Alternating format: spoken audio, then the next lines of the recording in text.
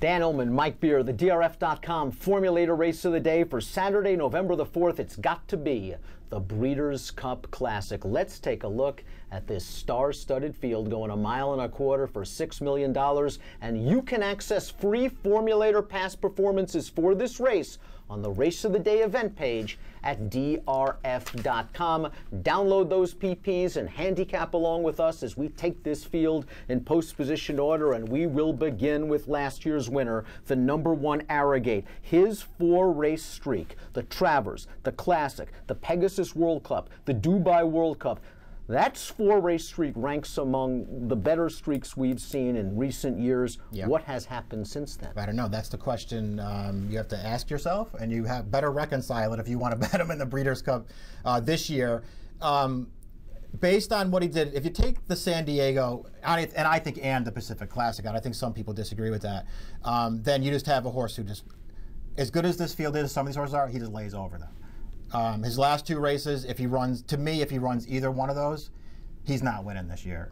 So we'll see if you believe that Baffert can get him back to the Arrogate that he was earlier this year, then you just have to love him in here. I personally, I'm having a tough time buying that. His last 2 races to me are not good. The San Diego was a terrible performance, and a lot of folks after the race said it was the surface, it was the surface, it was the surface. Well, if it was the surface, why didn't Baffert go out of town? He instead ran him in the Pacific Classic, and even if it was the surface, he then popped a 114 Beyer speed figure in the Pacific Classic. But You're right, it didn't look like the same Arrogate. It was an Arrogate that ran in spots in that race, and he was coming at the end, but it wasn't with that freight train acceleration that we saw in the Dubai World Cup. I still think you can make the case that he's still the best 10-furlong dirt horse in the country. You can, except that Pacific Classic was a 10 furlongs. And he didn't run, I don't care what the figure says, he didn't run well in that race. This is a horse who he's a 120. All right, so the 114 to me doesn't do anything for me. On the other end, the other thing about that race is just go back and watch the replay and tell me at what point in that race you thought he was winning. He was never winning, and the Arrogate of last summer and earlier this year would have always looked like he was winning that race. To me, he's just not the same horse. Is it because of the surface? Is it because he just wasn't right this summer and now Baffert's got him right?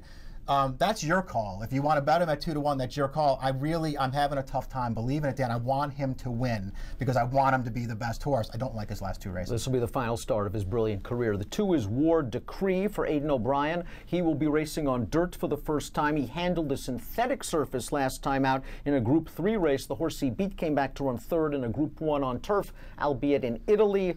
Talk about a tough spot. Yeah, I mean, it's a surface test. It's a real class test for this horse. We'll see how he handles it. Win the Space is the #3. Win the Space was eased in last year's Breeders' Cup Classic, and he needed a lot of time off after that.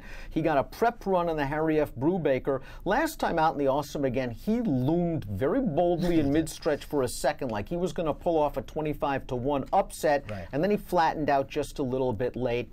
He needs a career best by a large margin. Yeah, I mean, he's just a cool horse who's in way too tough. War Story is the #4. He won the Grade 2 Brooklyn at 1.5 miles. Since then, he has chased Gun Runner in vain. Perhaps the extra distance today will help him, but he's another horse that when you see some of the big stars in here, he just falls a little short. Right. I mean, he's in the same boat as a lot of horses in here. It's an 11-horse field. It's very top-heavy. You have, basically 4 that separate themselves. The rest are very tough. Arrogate beat Gun Runner by 15 lengths in the Travers, and I think Gun Runner ran his race that day. Yeah. Arrogate was just tremendous.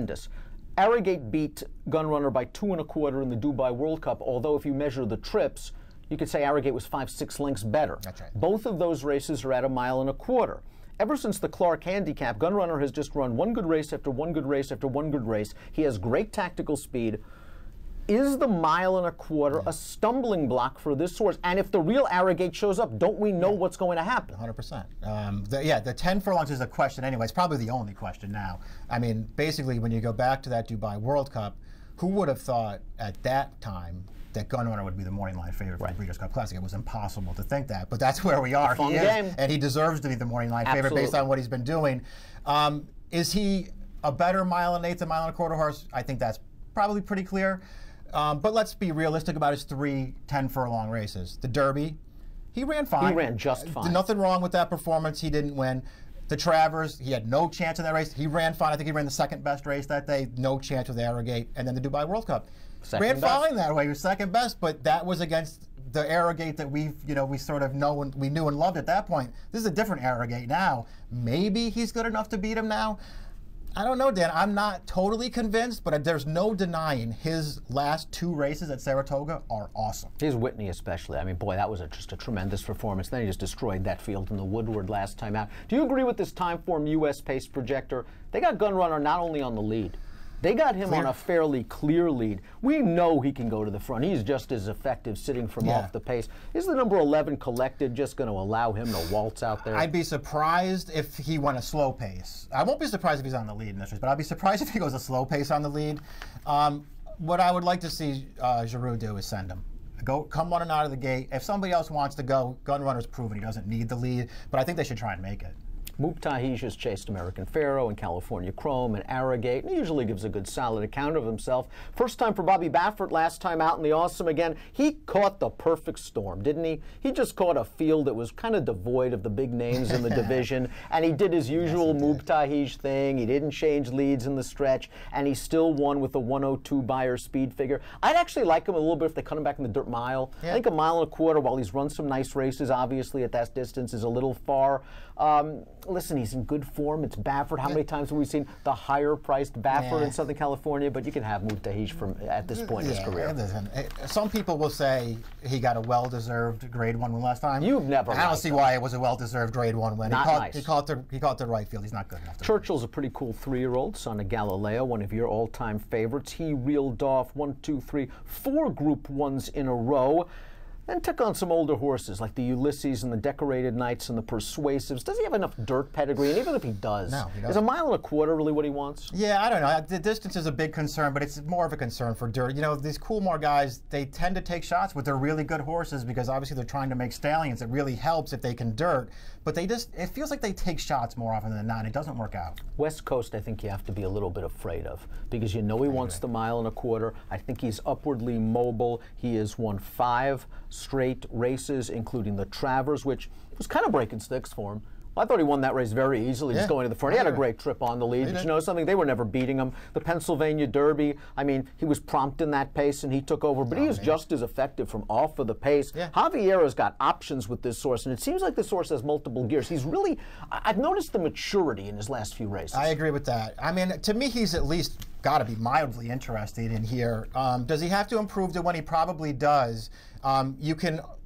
I think he has a chance in here. I think you can only really like him if you believe 2 things. You believe that Arrogate's all done, and you believe that Gunrunner won't get the 10. Because if the real Gunrunner shows up, or the real Arrogate shows up, and if Gunrunner gets the 10, this horse probably can't beat both of them. I think he's going to run really well in this race, though. Gunavera, the knock against him going into the Travers was he has not run a fast race. Well, he ran a fast race in the Travers, and although he is a 1-run closer, he didn't break very well, and he ended up right out the back door. You know something? He ran great in the Travers to finish second. I like that they've given him time, and the pace should be fast enough for Gunavera. The question is he good enough? I don't know if he's good enough. I had a tough time talking myself into it, but I agree with your take on his Travers. He ran great. Maybe he didn't run as well as West Coast did. He didn't run that much worse, though, considering the trip he got.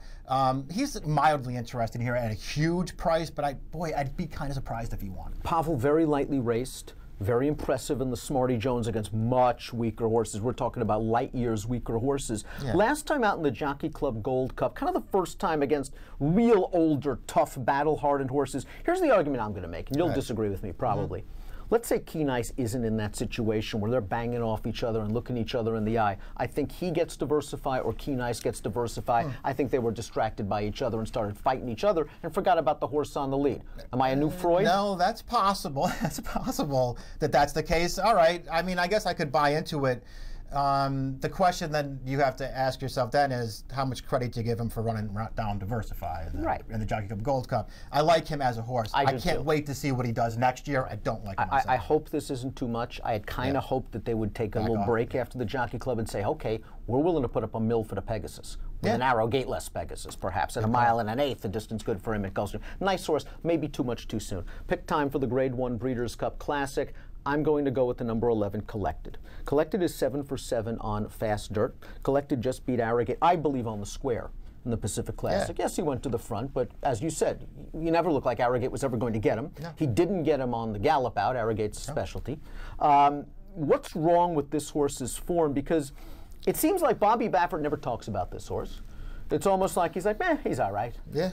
And what has he done wrong here? Quarter fine, Del Mar fine, beaten Arrogate, undefeated on fast dirt, fast races.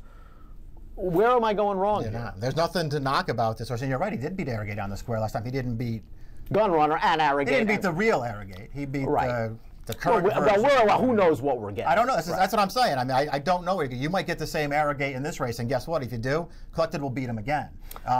And I don't. The difference is now Gunrunner's in this race. Right. And Can he beat Gunrunner? Got the same running style. Will this horse get the 1.25 miles better than Gunrunner will?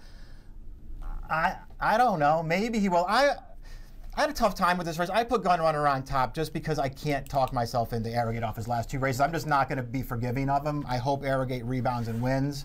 I'm not betting Gunrunner as the favorite, but I picked him. But there's a big 4 on the tote board, and I think we look at it like most folks that it's going to be one of the big 4. I agree. Mike, you're going 5, 1, 8, 11. I'm going 11, 5, 1, 8 in the Grade 1 $6 million Breeders' Cup Classic. And if you're betting the Breeders' Cup from home, you got to do it with DRF Bets. Because when you go to drf.com/fall and you use that promo code FALL300, you will immediately access a $300 sign-up bonus. Approximate post time for the Classic. Arrogate goes for 2 Breeders' Cup Classics in a row, 5:35 Pacific. Good luck.